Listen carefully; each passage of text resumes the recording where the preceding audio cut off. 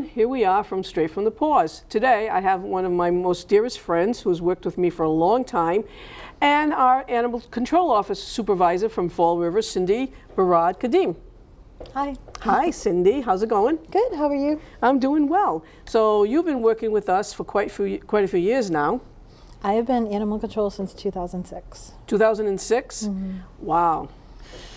That's a long time. It is a long time. And you are the supervisor? I'm the supervisor here. And yes. How many people do you have working with you?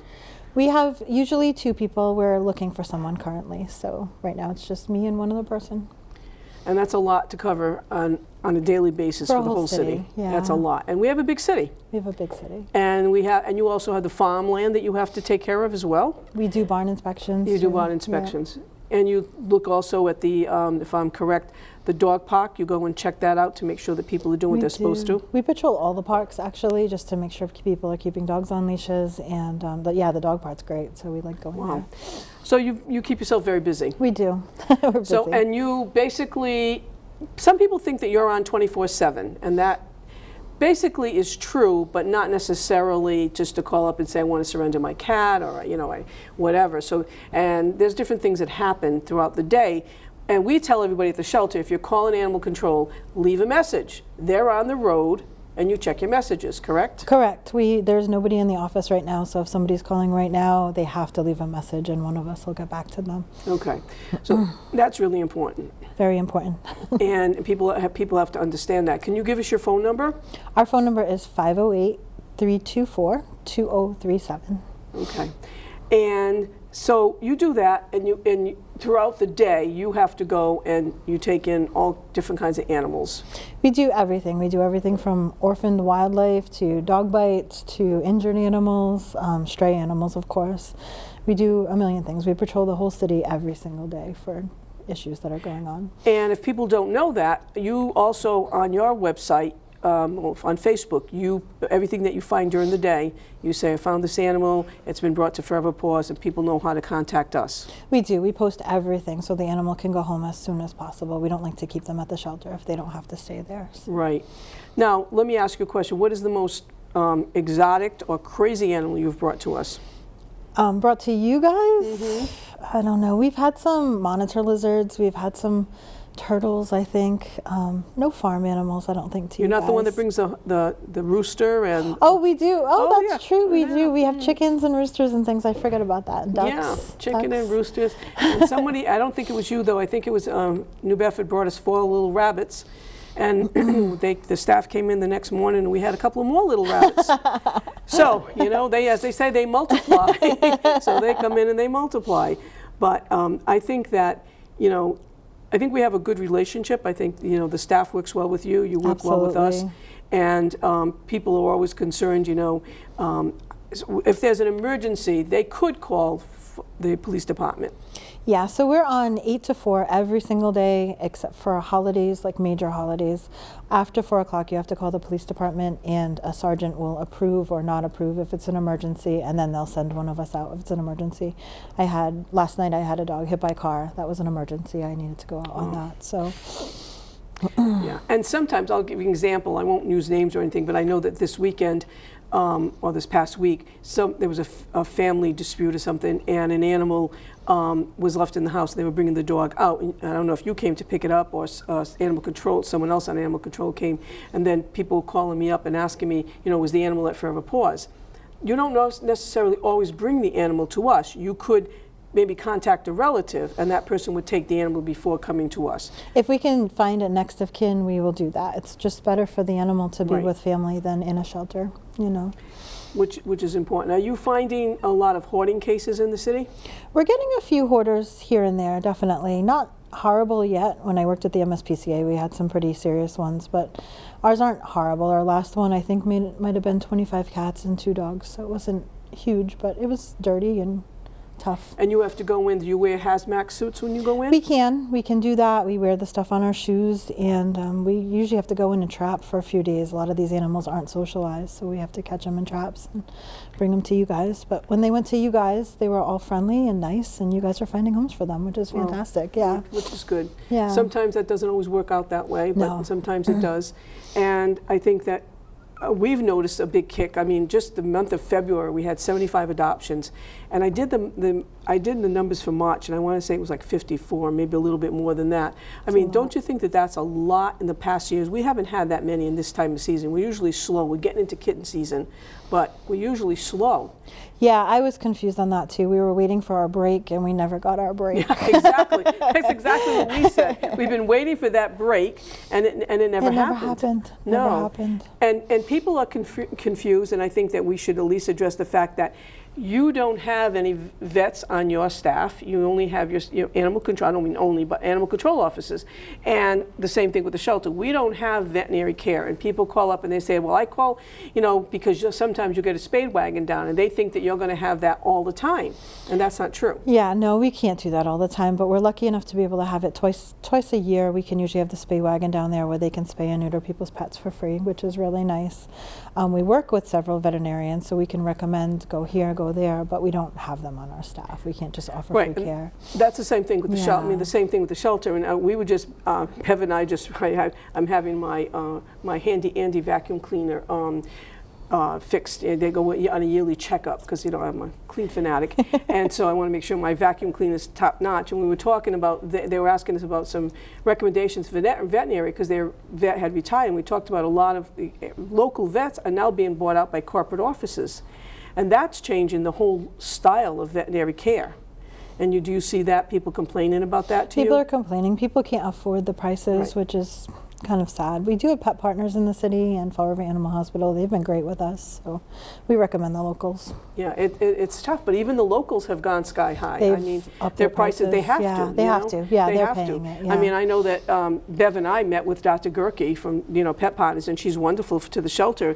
And excuse me, she wanted to talk to me about, well, you got to think about how many people we got on staff that day and how many people are working, and you fill the electricity. If I did that, I'd be asking people to pay $800,000 for an animal adoption. Yeah, I can't it's do a that. lot. You can't, and it's So that's why, as a nonprofit, we do a lot of fundraising, and we accept a lot of donations and stuff from people because that's the way we stay going. I mean, it's hard. It really is. And we help you. I know if you need any dog food or cat food and you need anything. Oh, you guys are incredible. Yeah, we help the city. We help people that can't afford their pets or they can't afford to feed their pets that month. And you guys always have food for us to be able to give them. And it's really nice. We have it's a good thing. We have a good relationship going. Yeah, we have Definitely. we have a good thing going there. It's worked out pretty well over the years. And I'm just going to put a shout out that you did start working in the city. You actually worked with us at Forever Paws when we were on Montauk Street for a while. I did. I worked there for a little while. Yep. I started my career in Western Mass. I worked at the Dakin Animal Shelter. I've started volunteering, and that's how this all happened. This all happened. So. I'm not quite sure how this all happened to me, but I remember way back when you were just out at UMass Amherst, and you came back into the city, and we hired you for a little bit, and then you went on to animal control, which obviously was something, the passion that you had, and which was good. But it is a difficult. It's getting more difficult, I think, in this day and age, and it is for everybody. You go to the grocery store, you see the prices of everything between the animal food and your own food. Sometimes people have to make a choice, and I will say that there are some food pantries out there that do give out food for the animals. So check your local food pantry. You may not need to go in, but maybe towards the end of the month you're looking. We still take people in. They come in, they give us their license, and we have some people that sometimes, like you say, regulars that are really down on luck and don't have a lot. And I said, I'd rather my animal eat than me, and we don't want that to happen. So when we have it, we pay it forward, and that's what we do with the animal control, and we also pay it forward to for our residents here. Some people get upset with us when they they'll come in and I say, well, I'm sorry, we don't have anything today. And they get angry. What do you mean? You got a whole pantry? Well, yeah, because we need it. We have so many animals in the building. Right. So that makes it difficult. And do you have any ideas, like we're in the springtime? I mean, we're just now, in April, for tick and flea. Where do people, do you recommend that they go online to purchase some of that stuff? I don't. I think they should just talk to their vet. I think some of that stuff gets dangerous, so I think they should speak with a vet, and whatever the vet recommends, I think that's what they should use. I agree 100%. I think it's important that people understand that, in the veterinary care. And one of the things too that I shouldn't mention, but I will, is that, and this, and we know this in the animal world, is that veterinary veterinarians are the highest suicide rate in the last several years.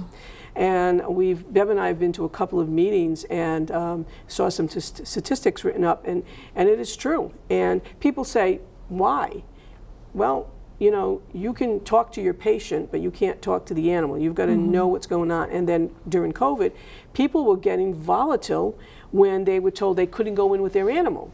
I mean, I know when I couldn't go in with my dog. Yeah, I didn't like it either. I didn't like it, you know, and you don't get to talk to the veterinarian right away because they're going to the next client, and you've got to wait, and maybe they get to the phone call. Sometimes I know my veterinarian, because I know her personally, would be calling 10:30 at night to letting us know what's going on. She knew you could wait, yeah. Right, because she knew I could wait, and sometimes it's not till the next day, and I don't like waiting. I'm not very patient. Yeah, me neither.